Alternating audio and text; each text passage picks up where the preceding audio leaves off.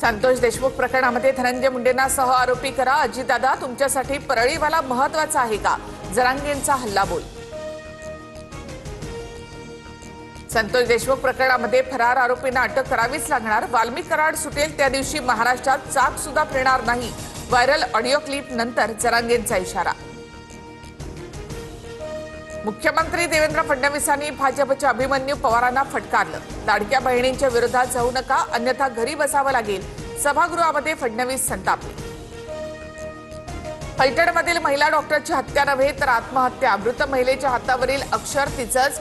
आरोपींनी महिलेचं शोषण करून फसवणूक केल्याचं तपासात उघड। सभागृहात मुख्यमंत्री फडणवीसांची माहिती।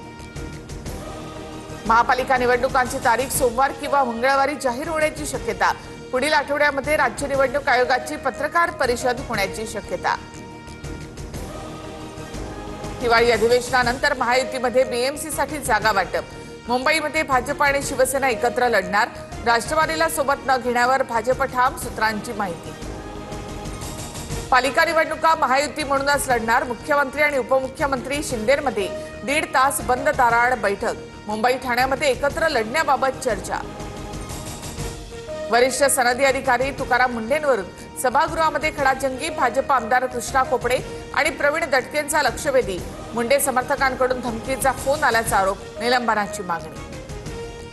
एखाद्या जनप्रतिनिधीला प्रश्न विचारल्यावर धमकी येणं ही गंभीर बाब। प्रकरणाकडे दुर्लक्ष केलं जाणार नाही। तुकाराम मुंढेंच्या कारभाराशी संबंधित सर्व कागदपत्र मागवून वस्तुस्थिती सभागृहामध्ये मांडली जाईल। फडणवीसांकडून स्पष्ट।